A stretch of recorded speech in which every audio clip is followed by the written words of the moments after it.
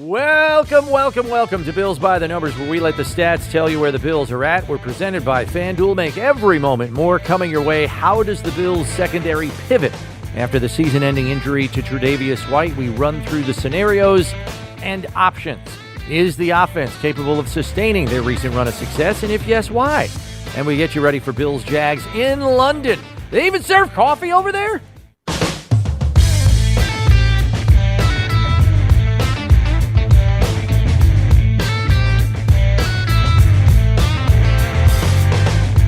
Happy to have you with us here on Bills by the Numbers. Bills Hall of Famer Steve Tasker, Bills insider Chris Brown with you. And we come out of the starting blocks with a very disappointing development.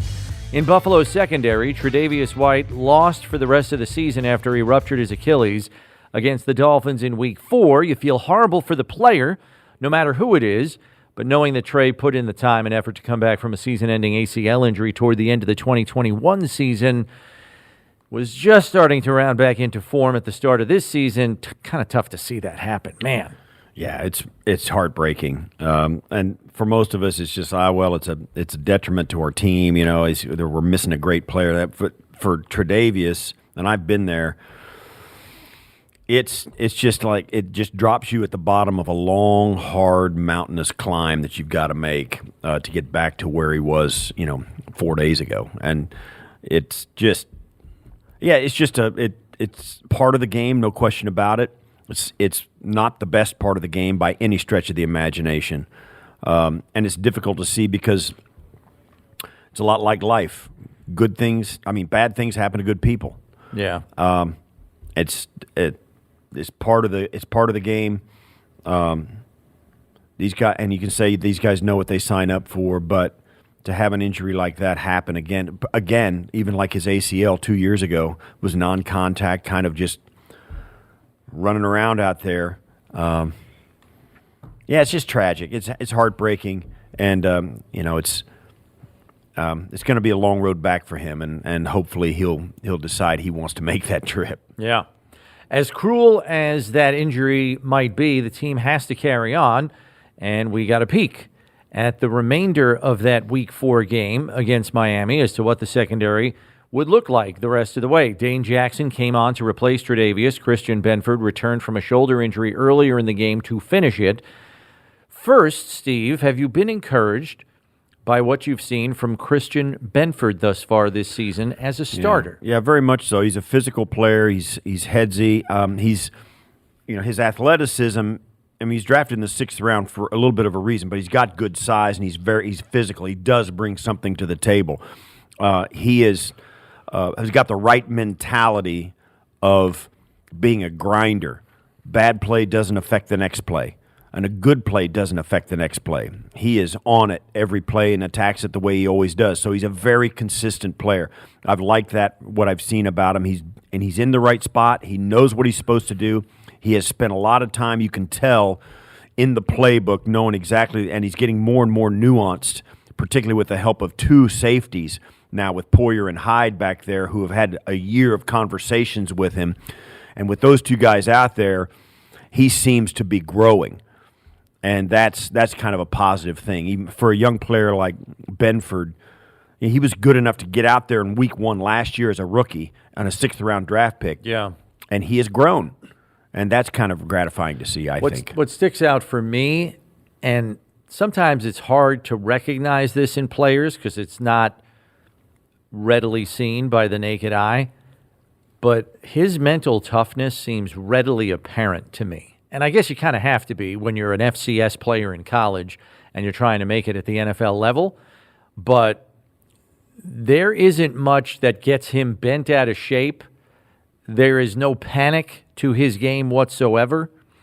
He doesn't think for a second that he doesn't belong here.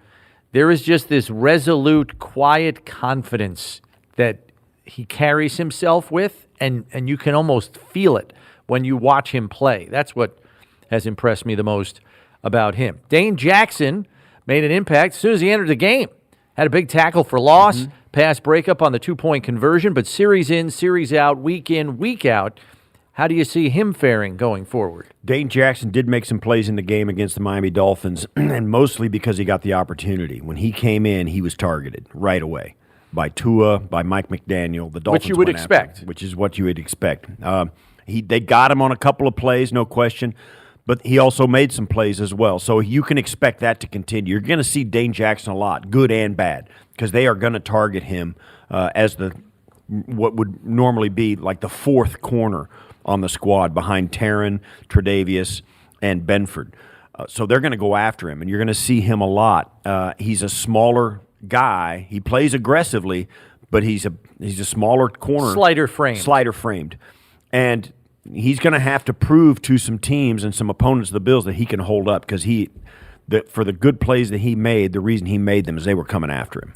Right. I think his aggressive style of play is what's attractive to Coach McDermott. He doesn't back down from anything. I mean, there could be a 250-pound fullback coming at him. He's lowering his pads and saying, let's go in the hole. That's the kind of player that Dane Jackson is. Mm-hmm. And I think from very early on, even as a rookie back in 2020, he just seemed to have a nose for the ball, or maybe the ball finds him, and maybe it is due in part to what you said, the fact that, hey, you're subbing in now, you're going to get tested even more because they're like, oh, this guy isn't a starter. Let's see if he's not as good as the starters.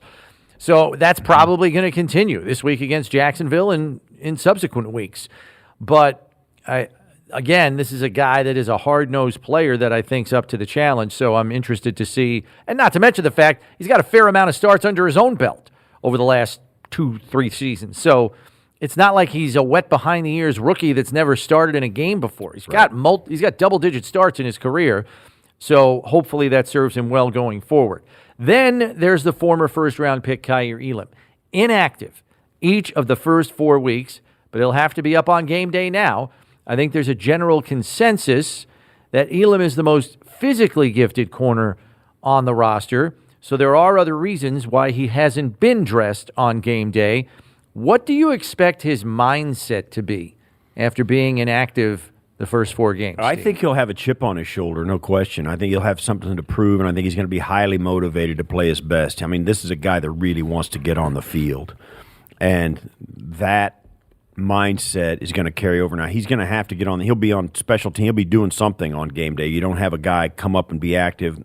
They maximize their roster. So the 47 guys that are on the field or on the roster and get a game shirt, a jersey on game day, they're going to play. Mm-hmm. But how much corner he plays, that remains to be seen. Last week we saw how it can happen. Tre'Davious White goes down. Christian Benford went down with a shoulder early in the game, although he came back. All of a sudden you're down both corners. Yeah, that's a big problem for teams, and so there's nothing that says Kaiir Elam doesn't have to contribute in a big way this week. He's going to be highly motivated. His mindset is he's got a chip on his shoulder with a lot to prove. Yeah, and we've seen him, Steve, putting in the extra work. I mean, we have offices right on the end of the field house here, and so just by our daily walking around, going to other offices, meeting with coworkers, on the other side of the building, very often he is in here doing work on his own with a jugs machine and a equipment staff person firing balls at him. Yeah, and he's wearing a helmet, catching football, catching a couple of hundred footballs a day, working on footwork, all this stuff. He's doing it on his own time outside of the practice setting. So I think he knows, hey, I got to do a little bit extra if I want to be up on game day. But now that opportunity is here, and we heard Coach McDermott this week basically say, hey, when you get your opportunity, you got to make the most of it. Well, here is the opportunity for Kaiir Elam to be up on game day. He certainly represents very good depth at corner, but what do you make of the reserve corners on Buffalo's practice squad, Steve? You've got a tall, long player in Jamarcus Ingram. Kyron Brown came in training camp and impressed enough to make the practice squad, and they just added Herb Miller, who has been on a lot of practice squads over the last 3 or 4 seasons and has about 3 or 4 regular season games under his belt in his career. I think Kaiir Elam is the guy that's going to get called up, and certainly they've got enough guys. Well, he's on the building. active roster. Yeah, they've got enough. Practice squad guys. The practice squad guys, there's reasons they're on the practice squad. One, they show promise, but two, the second thing that we may not be privy to is how much growth they've had since training camp and how hard are they working subsequently down the line. Right. What are their strengths and weaknesses? And I think the coaching staff, particularly at this point of the season when you're talking about the practice squad call-ups, whichever one of those guys is called up, if any, to their active roster, it's going to be because they're going to look at that week's matchups and say, a guy like Jamarcus Ingram, he would fit against the Jacksonville Jaguars because they can put these guys up and down either one. Practice so I squad think elevations. If right. they think if it's an equal, if it's a level playing field, that will have something to do with it. Plus, it will also be their contributions on special teams, and Matt Smiley will have something to say that along with Harkey. Both those guys, the special teams coordinator and his assistant will say, listen, we'd rather have, say, Ingram or Miller or whatever. They'll have an opinion as well, will go into the mix. But it will be a specific skill set that gets those guys onto the roster. I think Ingram is probably your first practice squad elevation if one is deemed necessary. Probably that may not be the case this week. Right, probably just because of his experience. Not only experience on the game field, but experience in this defense with a lot of the same players that are still lining up back there in the secondary. So I think that affords him probably the best likelihood of being elevated in a given week if the Bills coaching staff deems it necessary. Are we one more injury away at the corner position from needing to make an acquisition for your active roster? We just saw a trade this week by the New England Patriots with the L.A. Chargers to get back the corner they lost in free agency in J.C. Jackson because they lost Christian Gonzalez, their first-round pick, for the rest of the season to a torn labrum in his shoulder. One more injury at corner where somebody's out for an extended period of time, does that prompt the Bills to maybe make a more stringent move than the one we saw yesterday with a practice squad ad? They didn't do it last year when they were down Poyer and Hyde, or Poyer was kind of gotten it out. Tre'Davious wasn't back. Tre'Davious wasn't back. I kind of doubt it. I think they like the room they've got, but you're right. Another injury to a guy, maybe. That could trigger it. Maybe. Plus, the safety, like Poyer and Hyde last year and the issues they had, that they didn't lose corners. They lost safeties and corners last year, right? So safeties mostly. So they didn't do that last year when that was going on. So I would say probably not. I think they'll probably sit tight even through one more, if it's a catastrophic injury, that kind of thing. Yeah. I think they'll sit tight. Yeah, I think they'd have to be put in a dire situation to make that kind of move. Let's not forget, they don't have a lot of cap space to work with to begin with. Right. So it's kind of a tricky situation there if, in fact, another setback takes place at the same position. Tre'Davious comes off the cap, doesn't he? He's on IR. Well, yeah, if they IR him and then, insurance picks up costs and stuff. So, yes. Flipping it over to Buffalo's offense, talked about this on our daily show, One Bills Live. Wanted to entertain it for a few minutes here. Do you believe the high rate of efficiency they've had on display on offense on this 3-game winning streak is sustainable week after week, Steve? I think it is sustainable, but it's easy to say it. It's hard to do it. Yeah. You're going to meet a completely different football team this week in London in a completely different environment, and the matchups will dictate a different game plan, which will dictate a different thought process, a different level of execution.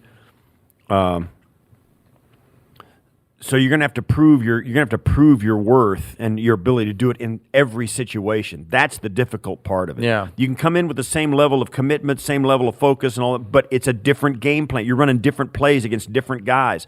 They get some credit too for being able to take you out of this. Their pass rush is going to be completely different from Miami's because they've got a guy named Josh Allen on the edge out there who's leading the league in sacks. That's a problem. It presents different problems. So, yes, the Bills are good enough to do it, but the question is, are the Jaguars a different animal? I say different animal than a dolphin. Yeah, that's you know what I'm saying. Are the Jaguars? I think you should have kept going with it. I liked it. Are the Jaguars a different enough animal than a dolphin to make the Bills get out of their level Yeah. of execution. And there is the added element, which people will talk about going into the game on Sunday, of jet lag. The team doesn't land until Friday morning London time. There really isn't time to adjust to a 5-hour time change in a day and a half. So how does that play into their performance? Are they a little sluggish at the start? Maybe. That kind of thing. What they'll do is they'll get in at London in the early morning, and they'll stay awake all day. They'll stay awake all that day and then go to bed early that night, which will be very early in the day in the States. Yeah. So they'll go to bed at like 5 o'clock Buffalo time, Eastern but time. it'll be 10 o'clock London time, and then they'll get a good 8 hours, let them sleep a little bit later the next day on the Saturday, and then they'll be back. It'll be easier to cope, but they'll fly through the night, get up in that morning, and they'll stay awake, and hopefully they don't sleep too much on the plane, that they're rested enough to stay up way late London time. You know what I'm saying? Yeah. That's the problem. You stay up till midnight at London time. It's 5 a.m. on the East Coast here, and then you're all discombobulated. Yeah, I have a pretty good feeling they consulted their sports science department on this in a big way, and the timing of the flight and everything is probably for very, very good reason as far as, the biomechanics of the players are concerned. That Bills offense will face a Jaguars team that's been lying in wait in London. They played there last week. For more on the matchup, we bring in Jaguars analyst Justin Dunk from the Bleave in Jaguars podcast. All right, Justin, let's begin here. A couple of players that have been out of the mix for the Jags could be back in the mix. Cam Robinson being one of them, coming off suspension. And then Dwayne Smoot, who, much like Von Miller, is beginning practice this week. What do you think the likelihood is that we'll see one or both of those guys in the lineup Sunday?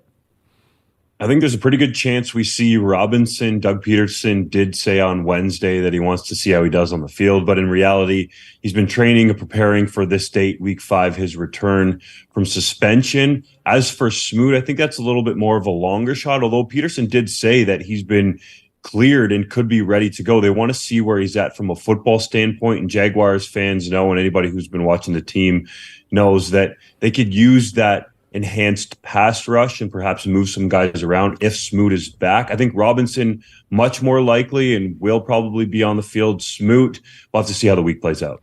Give us an idea of the void these guys left by their absence and how the Jaguars have managed without them.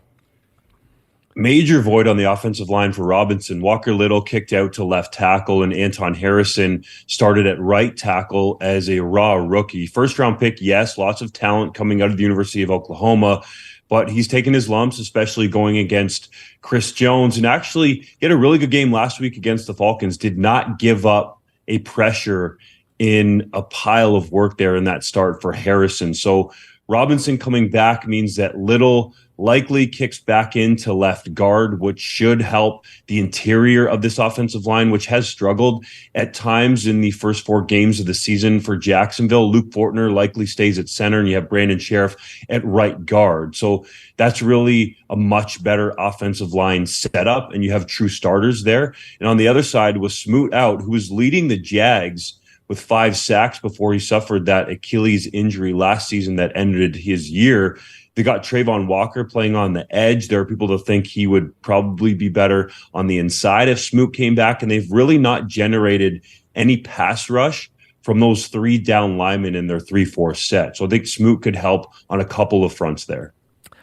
All right, let's flip it to the offensive side. Calvin Ridley does not have a ton of receptions, but he does have a ton of yardage on the 15 that he has on the season. How has that blend gone after his suspension year in 2022 and then coming over to the Jags? It's been interesting. It was off to a hot start. 7 catches, 92 yards, and a touchdown in the first half against the Colts in week 1. And then after that, it's kind of cooled off, except for that wide open touchdown last week against the Falcons that he caught from Trevor Lawrence. His target share has gone down week after week. And I think kind of what's happening here is they're figuring out how to work Ridley into this offense that had Christian Kirk, who was very good for this team last year and has a great rapport with Trevor Lawrence. And of course, Zay Jones, yes, he's been on the lineup the last couple games, but I think this offense is potentially at its best when he's healthy. He's a guy that really has the trust of Lawrence. So I think it's a work in progress here with Ridley coming into this offense. Add on top of that the fact that Press Taylor, the offensive coordinator, is calling the plays for full games now. That wasn't the case last season. And I think it's taken a little bit more time than people expected, despite that hot start in the first 30 minutes of Ridley's season. What do you think this offense, how have they changed from last year? They were a playoff team last year. Where are they evolving to with these new guys in? What is the best case scenario for this Jaguar offense? I think best case scenario is being one of the top offenses in the league. We haven't seen it through the first 4 weeks, so it kind of seems absurd to say. But when you talk about the playmakers on this team, Calvin Ridley, Christian Kirk on the outside, Zay Jones, Evan Ingram, who's an explosive athletic tight end, Travis Etienne, Tank Bigsby, they were really high on, of course, their rookie running back who's backing up Etienne. And you have Trevor Lawrence, who is the second-rated quarterback, according to Pro Football Focus. He's just had receivers drop balls at untimely times this season. So there's a lot of upside there, but it's fun to talk about that upside. You actually have to realize it at some point for this team. So I think there has been a number of things that have held this team back. Third down conversion rate has to go up. They're 29th of 32 teams at the low end on that third down conversion rate percentage. So they got to be much better there. And there's been a bunch of drops and also untimely penalties that have held this offense back. But I think it could be one of the upper tier ones in the NFL if they get into a rhythm. Last one I've got for you concerns how they've played defense, and maybe this is a byproduct of the lack of pass rush that you noted already, but heavy zone team. I mean, they're looking at, just from the numbers in front of me, 82% of the time they're sitting in zone defense. Is that a byproduct of the lack of that pass rush, just trying to keep everything in front of them, or is there another reason?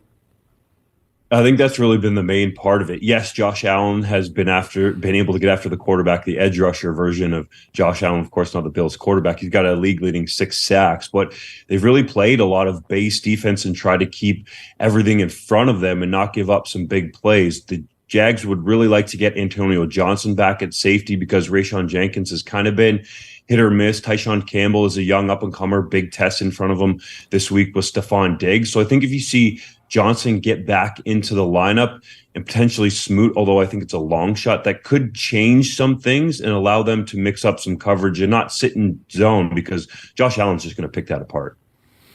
Justin, thanks so much for spending some time with us. We appreciate your insight and look forward to the game on Sunday.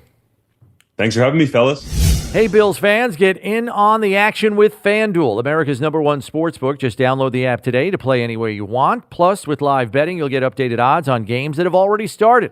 Best of all, you'll get paid your winnings fast. Make every moment more with FanDuel, official sportsbook partner of the Buffalo Bills. We move to the numbers game, where Steve will be quizzed on Bills cornerback history. And, it's a little bit of who am I, shall we say, as we're asking you for specific players here, Steve. So question number 1. Since 2017, which Bills player has the most interceptions for Buffalo? The Sean McDermott era. Jordan Poyer. And you would be 100% correct, Stephen A. Tasker, with 22. Micah Hyde second with 16. Question number 2. Since 2017, which Bills player has the most pass breakups?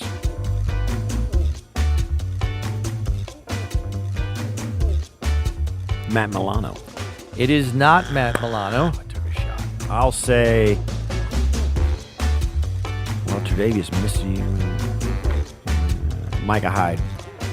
No, the answer is Tre'Davious White. You're on the right track, Steve. Despite missing 12 games last year, 68 pass breakups since 2017. Sorry, Trey. Question 3. Since 2017, which Bills player has the most interception return touchdowns? That's got to be Milano. You are correct, Steve. Very well done. Matt Milano with 2. The last one coming in week 2 last year against the Titans. Yeah, that's when Jordan Phillips was chasing him. Popped a hamstring. It looked like he got sniped out of the upper deck. That was rough. That was rough. Final question, Steve. Come on, chance to go 3 for 4 here.